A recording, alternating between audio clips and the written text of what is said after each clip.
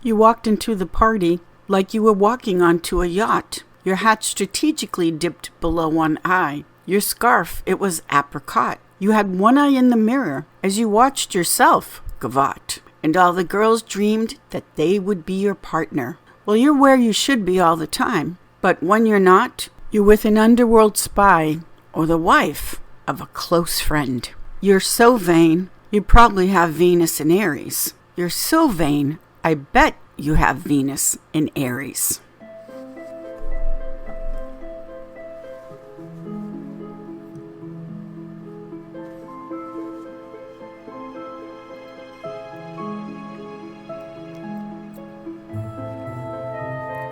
Welcome to our cosmic journey, everyone. Starcasting to you from the City of Angels. Hello, I'm Kiris. Thank you so much for being here and listening to the Voice of Astrology podcast. This is your astrology cosmic superpower for the week beginning Sunday, February 2nd through Saturday, February 8th, 2025. Let's journey together with astrology and explore how to connect with the stars, the planets, the energies for our new week ahead. The fantastic February night sky has the waxing moon near spectacular Jupiter, the fixed star Capella, which is the gift that keeps on giving, and also the second brightest star in the great Orion constellation, the star called Betelgeuse. On February 5th, the waxing moon is near dazzling Jupiter and the great orange star Aldebaran, which is the fiery eye in the constellation Taurus, the bull. On February 5th and 6th, we have the moon.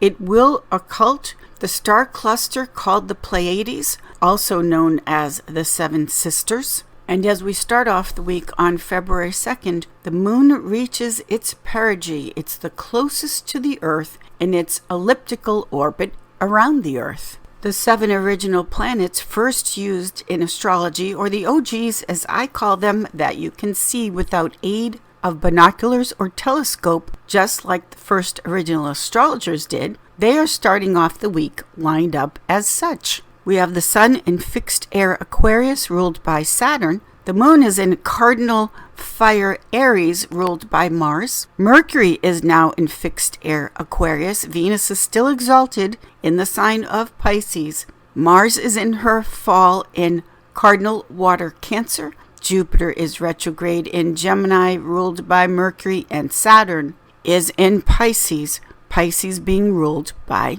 Jupiter.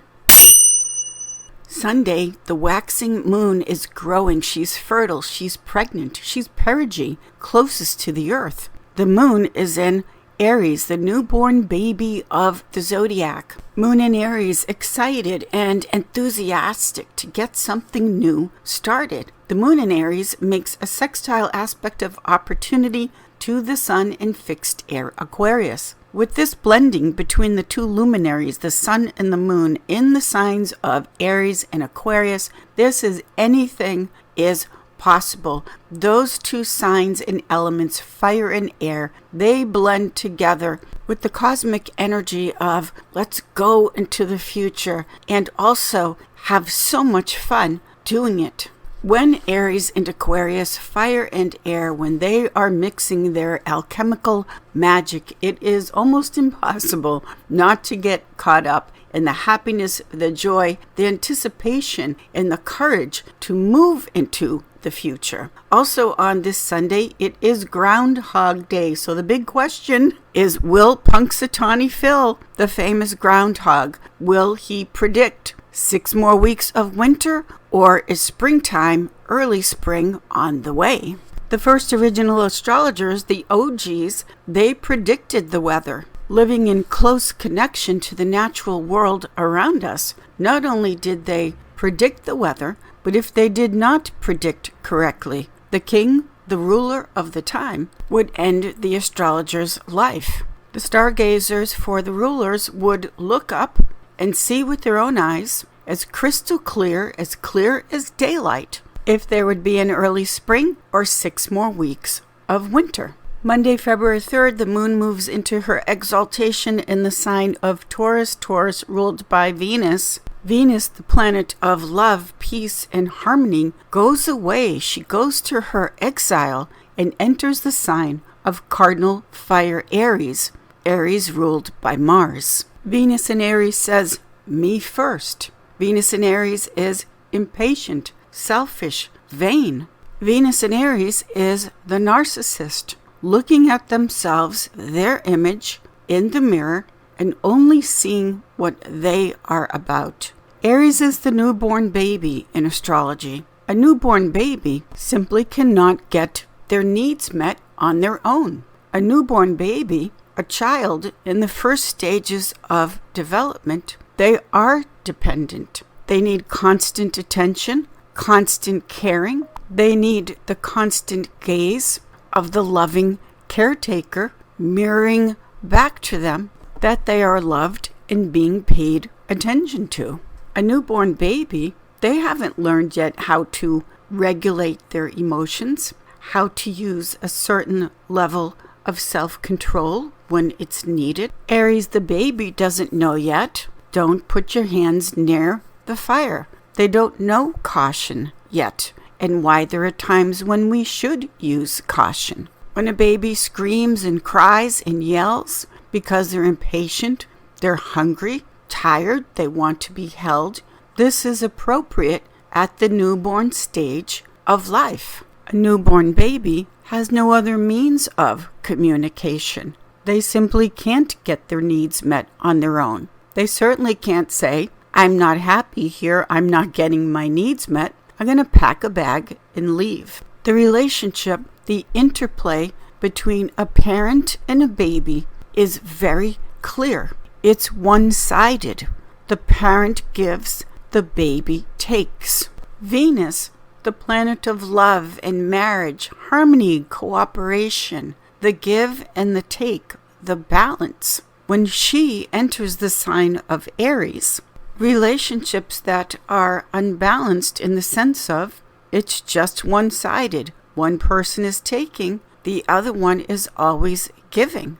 The Venus in Aries cycle is the relationship of, are you involved with the narcissist? Are you involved with someone where it is simply, like the song, You're So Vain, it's just only about them and how they see themselves and their own image. Venus in Aries is when you can find yourself being involved with someone that is just like a big baby. They're dependent on you. They are not ready to be in a relationship in the sense of being able to do for themselves, care for themselves in areas where they should be able to care and do for themselves. Mars ruled Aries, when it's with Venus, can be impatient. It can be combative, temper tantrums, stirring the pot to say the least. Again, it's all about them and their needs, and you're simply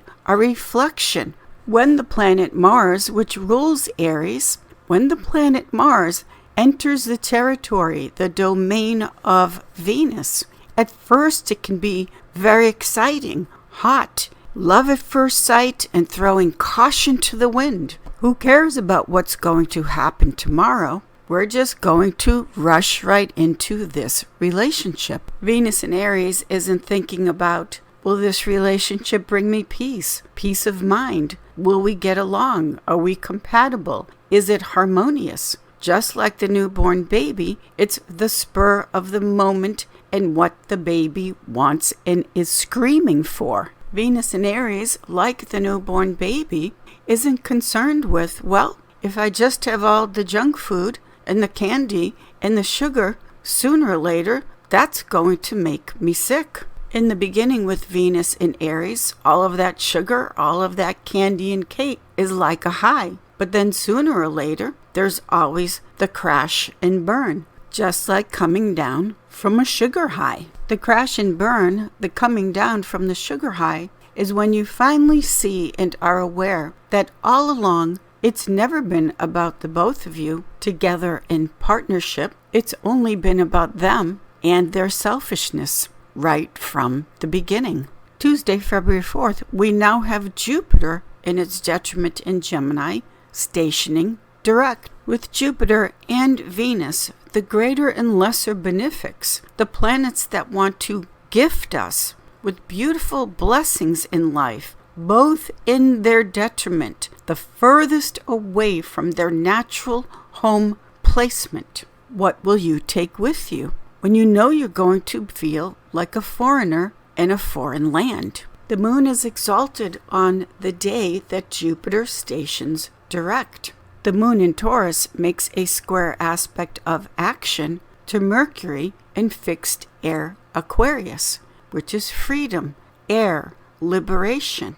The action taken is to let go of, release, and free yourself from the burdens, the heavy baggage that was never yours to carry to begin with, especially the emotional baggage, because the cosmos is highlighting the moon, emotions, the past, square, Mercury in Aquarius, the freedom. With Venus and Jupiter in exile so far away from their castle, from home, that isn't the time to take on more baggage and heavy the load when you're out in a foreign place. It's the time to let go of the baggage. It's the time to lighten your load so you can find your way back to your home, back to your castle.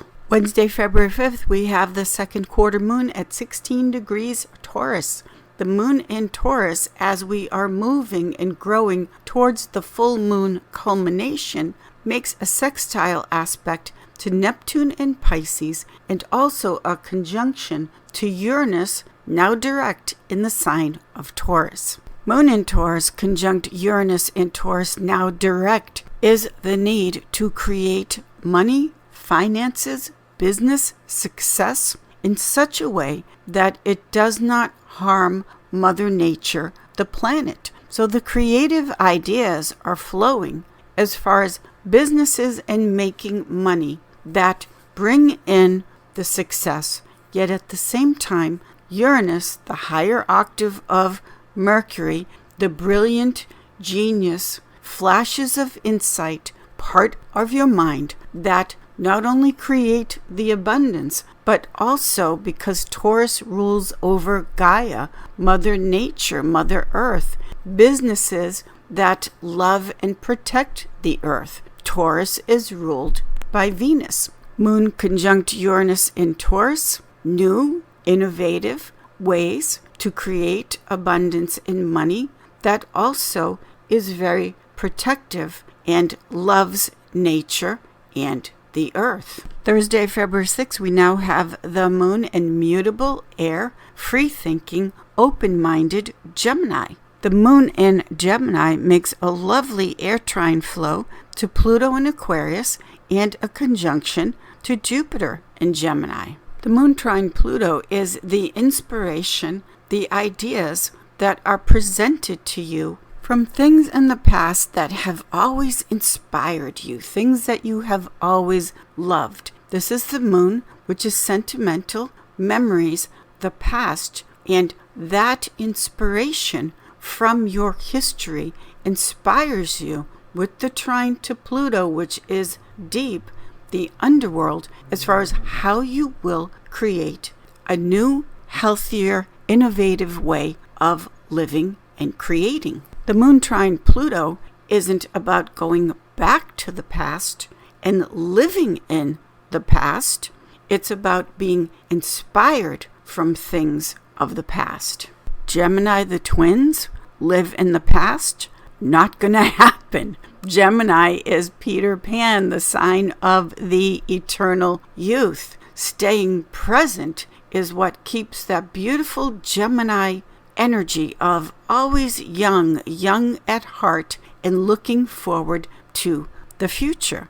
But yes, there are things from the past that can and do still inspire us in the present. Friday, February 7th, Venus's day, we still have the moon in Gemini making an air trine flow to Mercury in Aquarius, a square to Saturn in Pisces. Beautiful air trine flow between the luminaries, the sun and the moon, with the moon in Gemini making a trine to the sun in Aquarius, a sextile to Chiron in Aries, the wounded healer, your sense of identity. Also, the sun in Aquarius makes a sextile aspect of opportunity to Chiron in Aries. And the moon makes a square. Moon in Gemini makes a square to Neptune in Pisces. Gemini is the student, the teacher, the writer. There's so much activity on Venus's day that keep a journal. Write things down because of all of the ideas from the past, present, future, the inspiration. If writing things down is too much for you, then at the very least, you can record your ideas on your phone, because the inspiration and that inner harmony with the moon and the sun entwined to each other, when the mind and the heart, the inner and the outer, of saying, yes, let's communicate this, let's move air, let's move forward with this. Take notes however you choose to do so. The free flow of moving forward is there. It's just that it's a lot on this Friday. The harmony between the sun and moon in the element of air is a big yes. Saturday, February 8th, the moon goes home to Cancer. She's comfortable. She's in her castle. She's ready to take a nap after all of this activity in the cosmos. The moon at home in Cancer, which is being connected to how you feel, knowing what you feel, what makes you feel good, what is just right. You feel it in your body, in your stomach. The body does not lie. The moon in Cancer makes a square aspect to Venus in its exile in the sign of Aries. Now, this blending of water, Cancer, Aries, fire with this square is the hot and cold, fire and water storminess of two cardinal signs of the zodiac competing over who is the boss. The cardinals take the lead: Aries, Cancer, Libra, Capricorn. The question, the storminess as we end out the week over who is the boss, who's running the show. Will it be the moon at home in Cancer? When you know how you feel, you're connected to your emotions, you're feeling safe, you're feeling reassured. Or will it be the Venus in Aries in her exile, where selfishness, narcissism, me first always is running the show? This is this square between the moon and Venus as we close out the week. Let how you're feeling, your body, your peace, love, and happiness be your guide, not Venus in Aries, ego, vanity, and selfishness. Thank you, everyone. I will see you all in the stars. Have a fabulous week.